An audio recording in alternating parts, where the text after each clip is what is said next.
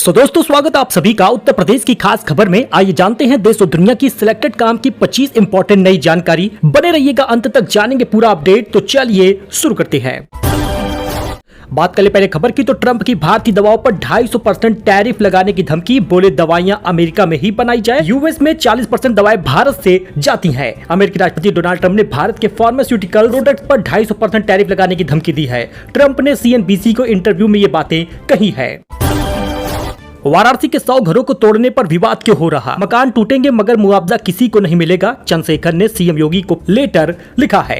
हमारा मकान यहाँ पर 1938 से बना है। सबसे पहले दादा यहाँ बसे, अब तीसरी पीढ़ी रह रही। अचानक पीडब्ल्यूडी ने नोटिस लगा दिया, लिखा मकान अवैध है। ये जिस जगह पर बना है वो जंगल भूमि है। इनसे पूछिए, हर जगह एक वक्त तो जंगल ही था, मगर अब तो इंसान रह रहे, मकान तोड़ रहे, तो मुआवजा दीजिए। ये बताते हुए मनीष विश्वकर्मा परेशान दिखते हैं। वह कहते हैं हमारे घर बौलिया तिराहा यानी लहरतारा पर है। यहाँ से 31 किलोमीटर लंबी रोड का प्रोजेक्ट निकला है। 250 घर इसकी जद में आ रहे हैं, तो ऐसे लोग परेशान हैं। बाकी आप काशी के 31 किलोमीटर रोड के प्रोजेक्ट का विवाद देख सकते हैं, समझ सकते हैं।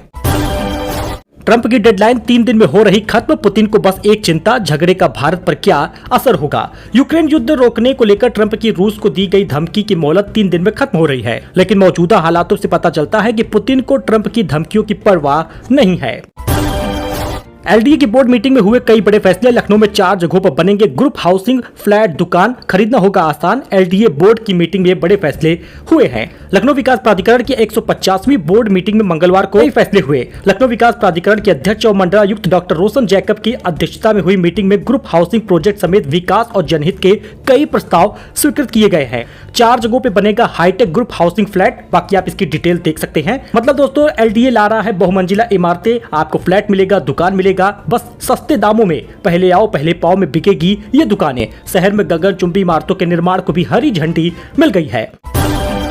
यूपी में इन लोगों को मिलेंगे नए मकान। योगी ने किया ऐलान, किसानों को भी राहत की घोषणा की गई है। यूपी के मुख्यमंत्री योगी आदित्यनाथ ने बड़ा ऐलान किया है। जिन लोगों के घर बाढ़ में बह गए हैं उन्हें नए घर मिलेंगे। इसके साथ ही कहा कि बर्बाद फसल का भी सर्वे कराया जाएगा और मुआवजा भी दिया जाएगा। जी हाँ, उन्होंने विभिन्न योजनाओं के लाभार्थियों को चेक और प्रमाण पत्र भी दिया है। इससे पहले उन्होंने औरैया और आगरा के बीच प्रभावित क्षेत्रों का हवाई सर्वे भी किया है। किसान सम्मान निधि योजना को लेकर बड़ा अपडेट, क्या बढ़ जाएगी किसान निधि? सरकार ने किया साफ कि 21वीं किस्त में कितना पैसा आएगा। दोस्तों, आपने सुना ही होगा काफी लंबे समय से कि किसान निधि बढ़ जाएगी, अब नहीं तब नहीं, तो कब बढ़ेगा, लोग यही पूछते हैं। और किसान निधि तो अभी हाल ही में 20वीं किस्त जारी हुई है। उसके बाद ये चर्चा तेज हो गई है कि क्या किसान निधि बढ़ेगा या नहीं। अब पीएम किसान योजना की अब तक 20 किस्त आ चुकी है। 2 अगस्त को पीएम मोदी ने किसान निधि जारी किया। अब जब संसद में सवाल उठा कि क्या किसान निधि की राशि को बढ़ाया जाए, तो इस पर सरकार ने साफ कह दिया कि अभी ऐसी कोई सोच नहीं रखी गई है। शिवराज सिंह चौहान ने बताया कि इस योजना के जरिए किसानों को अब तक 20 किस्त यानी 4 लाख करोड़ रुपए अधिक ट्रांसफर किया जा चुका है और अभी सरकार ये कुछ सोच नहीं रही है कि किसान निधि बढ़ाया जाएगा। सरकार के जवाब से यह साफ हो गया है कि अभी फिलहाल पीएम किसान योजना की राशि में बढ़ोतरी नहीं होगी और किसान निधि बढ़ेगी भी तो वो तब होगा जब लोकसभा का चुनाव पास होगा। सुल्तानपुर अमेठी समेत कई जिलों के लोगों का सफर होगा आसान। NH 128 होगा 4 लेन। जानिए क्या बोले हैं लोग। सुल्तानपुर के लोगों के लिए बड़ी खुशखबरी आ गई है, क्योंकि बांदा टांडा संपर्क मार्ग को अब 4 लेन किया जाएगा। इससे न सिर्फ सुल्तानपुर के लोगों को फायदा होगा, बल्कि अमेठी और रायबरेली जिले के लोगों को भी आवागमन में सुविधा होगी। इसके साथ ही व्यापार में, उद्योग और पर्यटन में वृद्धि होगी, क्योंकि अभी तक यह सड़क भारी ट्रैफिक का दबाव झेल रही थी, लेकिन इसके 4 लेन बन जाने से इस पर लोगों के आवागमन में सहूलियत मिलेगी। ऐसे में खबर उन लोगों के लिए बेहद खुशखबरी वाला है जो सुल्तानपुर अमेठी के रहने वाले हैं। दोस्तों, एक दिन में 70 करोड़ के पार पहुंच गया यूपीआई का ट्रांजैक्शन। मुफ्त सेवा पर उठने लगा है सवाल। यूपीआई रोज रोज नए रिकॉर्ड बना रहा है और 2 अगस्त को पहली बार यूपीआई ट्रांजैक्शन की संख्या 70 करोड़ के पार पहुंच गई। यह पहला मौका है जब एक दिन में इतने ट्रांजैक्शन हुए हैं। लेकिन आईसीआईसीआई बैंक ने पेमेंट एग्रीगेटर से फीस लेनी शुरू कर दी है। यानी कि आने वाले समय में जो हम लोग यूपीआई से पैसा ट्रांसफर करते हैं, सेंड करते हैं, ट्रांजैक्शन देते हैं, कुछ खाए कुछ खरीदे तो यूपीआई से पैसा ट्रांसफर करते हैं, उसका भी पैसा लगने लगेगा। वो दिन दूर नहीं है। अच्छा, अधिवक्ताओं को लेकर बड़ी खबर आ रही है। तो सीएम योगी ने कहा कि हाई कोर्ट बेंच को लेकर मुझे सब पता है, आंदोलन की हमें जानकारी है, कानून मंत्री से करेंगे बात। मेरठ को लेकर बड़ी खबर, क्योंकि मुख्यमंत्री योगी आदित्यनाथ ने वेस्ट यूपी में हाई कोर्ट बेंच की मांग को लेकर दलित अधिवक्ताओं से मुलाकात की और उन्हें आश्वासन दिया है कि वे केंद्रीय कानून मंत्री से इस बारे में बात करेंगे। अधिवक्ताओं ने कचहरी परिसर में मल्टी लेवल पार्किंग चैम्बर निर्माण का मुद्दा भी उठाया है। तो सोना चांदी की कीमत लगातार बढ़ती जा रही है। जी हाँ, कीमत में उछाल ही उछाल आपको दिखेगा। फिलहाल आपको बता दें कि रक्षाबंधन का त्योहार आने की वजह से भी सोना चांदी के दाम में उछाल देखने को मिल रहा। लेकिन दोस्तों, सोने की कीमत 1,06,72 रुपए 10 ग्राम पहुंच गई है। IBJ की रिपोर्ट के अनुसार आप ये रेट देख सकते हैं। वहीं पर इस साल अब तक 24,510 रुपए महंगा हो चुका है। तो अब कैरेट के हिसाब से आप कीमत देख सकते हैं। हालांकि दोस्तों, इसकी कीमत में और बदलाव हो सकता है, क्योंकि जब तक रिपोर्ट दिया गया है तब तक यही कीमत बढ़ी है। अच्छा, वहीं पर दोस्तों, ऋषभ पंत ने कर्नाटक की गरीब छात्रा की फीस भर दी है। 12वीं में 83% मार्क्स लाई थी। BCA में एडमिशन लिया। पिता चाय की दुकान चलाते हैं। दोस्तों, वहीं पर यूपी से बड़ी खबर, एल्विस यादव के सांप के जहर से जुड़ी आपराधिक कार्यवाही पर रोक लग गई है। सुप्रीम कोर्ट ने यूपी सरकार से जवाब भी मांगा है। सुप्रीम कोर्ट ने यूट्यूबर एल्विस यादव को बुधवार को बड़ी राहत दी। एल्विस के खिलाफ चल रही सांप के जहर से जुड़ी आपराधिक कार्यवाही पर फिलहाल रोक लगा दिया गया है। एल्विस ने इस मामले में चार्जशीट और मुकदमे की प्रक्रिया को चुनौती दी थी। सुनवाई करते हुए सुप्रीम कोर्ट ने उत्तर प्रदेश सरकार और शिकायतकर्ता को नोटिस भेजकर जवाब मांगा है। लोअर कोर्ट में मामले की सुनवाई नहीं होगी। जी हां, नोएडा पुलिस ने एल्विस यादव समेत कुछ लोगों पर सांप का जहर पार्टी में इस्तेमाल करने पर आरोप लगाते हुए FIR दर्ज किया था। पंडित प्रदीप मिश्रा की कांवड़ यात्रा में 2.5 लाख से दारू पहुंचे हैं। जरा इसका विजुअल आप देखिएगा, कितनी भीड़ है। सीहोर में भोपाल इंदौर हाईवे पर जाम भी लग गया। लोग बोले यहां पर पैर रखने तक की जगह नहीं है। RBI ने रेपो रेट पे कोई बदलाव नहीं किया, यानी कि आपको लोन सस्ता नहीं मिलेगा, आपको EMI सस्ती नहीं मिलेगी। 5.5% बरकरार रखा गया है। लोन EMI नहीं बदलेगा। टैरिफ अनिश्चितता के कारण बड़ा फैसला हुआ है। हालांकि बैंक की तरफ से यह खबर आ जाएगी कि बैंक FD पर अब ज्यादा ब्याज दे सकता है। दिल्ली मुंबई के बाद टेस्ला का तीसरा शोरूम गुरुग्राम में है। जी हां, 51,000 स्क्वायर फीट जमीन 9 साल के लिए लीज पर ली गई है। हर महीने 40,17,000 रुपए किराया आएगा। गंगा उफान पर है। खंबे पर लटक कर युवक ने जान बचाई। विजुअल आप देखिए। 5 टन का पीपा पुल बहकर काशी पहुंचा। 31 शहरों में आज बारिश का अलर्ट है। आप किस जिले से हैं कमेंट करिएगा। बाकी आप यहां पर विजुअल देख लीजिए, कैसी अफरा तफरी है, कितनी बाढ़ है, कितनी भीड़ है। दोस्तों, 31 जिलों में भारी बारिश का अलर्ट है, जिसमें भारी बारिश जो है वो बिजनौर, मुरादाबाद, रामपुर, बरेली, पीलीभीत में होगी और बाकी हल्की बारिश का भी आप जिला देख सकते हैं। वाराणसी में सड़क के बीच बनी मजार तोड़ी गई। पहले और अब का दृश्य आप देख सकते हैं। PWD ने रास्ता समतल किया। भोजूबीर सिंधोरा रूट पर मजार हटाने के लिए हुआ था प्रदर्शन। जरा इसका विजुअल आप देखिएगा। बीच सड़क पे रहेगा तो हटाया जाएगा। अच्छा, अडानी पोर्ट्स को लेकर भी बड़ी खबर आ रही है। इसका शेयर 2% चढ़ गया है। बेहतर तिमाही नतीजों के चलते यह उछाल आया है। अप्रैल जून में कंपनी को 3,315 करोड़ का मुनाफा हुआ है।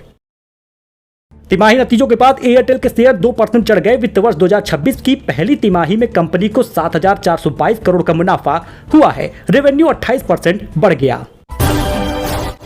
ट्रंप की धमकी से डर गए 100 से ज्यादा देश। अमेरिका से ट्रेड डील शुरू कर दी है। भारत समेत 5 देश नहीं झुके। कैसे करेंगे पाबंदियों का मुकाबला? 5 देश जो अमेरिकी दबाव के आगे झुक गए वो है ब्रिटेन। टैरिफ कम होने की इसकी वजह है। अमेरिका ब्रिटेन व्यापार आप देख ही सकते हैं। बाकी जापान 100 बोइंग प्लेन खरीदने के लिए तैयार हो गया है। टैरिफ कम होना इसकी वजह है। यूरोपीय यूनियन 51 लाख करोड़ का निवेश करेगा। मतलब अधिकांश देश डर गए। साउथ कोरिया में बीफ मार्केट ओपन नहीं, फिर भी टैरिफ घट गया। जी हाँ दोस्तों, अमेरिका साउथ कोरिया व्यापार लगातार बढ़ रहा। अमेरिका इंडोनेशिया व्यापार बढ़ रहा, लेकिन अभी भारत नहीं झुका। 5 देश जो अमेरिकी दबाव के आगे नहीं झुके वो है भारत। मांसाहारी गाय का दूध लेने को तैयार नहीं है। चीन सरकारी कंपनियों पर सब्सिडी खत्म नहीं करेगा, वो भी झुका नहीं है। अमेरिका चीन व्यापार भी काफी बेहतर होता है। ब्राजील सबसे ज्यादा 50% टैरिफ इस पर लगा है, ये भी नहीं झुका है। लखनऊ से जयपुर के लिए चलेगी वंदे भारत। पूर्वोत्तर रेलवे ने रेलवे बोर्ड को भेजा प्रस्ताव। 15 अगस्त से पहले मिल सकती है हरी झंडी। उत्तर भारत के प्रमुख शहरों को तेज रफ्तार वंदे भारत एक्सप्रेस से जोड़ने की दिशा में बड़ा कदम उठाया गया है। लखनऊ से जयपुर के बीच वंदे भारत ट्रेन चलाने का प्रस्ताव पूर्वोत्तर रेलवे ने रेलवे बोर्ड को भेज दिया है। उम्मीद जताई जा रही है कि 15 अगस्त से पहले इस प्रस्ताव को मंजूरी मिल सकती है। गर्लफ्रेंड को घुमाने, महंगे शौक पूरा करने के लिए बने चोर। लखनऊ में 5 बाइक चोर गिरफ्तार हुए हैं। 21 वाहन बरामद हुआ। 5,000 में बेचते थे। लखनऊ की आसियाना पुलिस ने गर्लफ्रेंड को घुमाने और महंगे शौक पूरा करने वाले बाइक चोरों को औने पौने दाम पर बेचने वाले 4 चोर गैंगों को खुलासा किया है। पुलिस ने 5 शातिर बाइक चोरों को गिरफ्तार करके उनके पास से चोरी की 21 बाइक बरामद की। DCP सेंट्रल ने चोरों को पकड़ने वाली टीम को 25,000 रुपए नगद इनाम देने की घोषणा भी की है।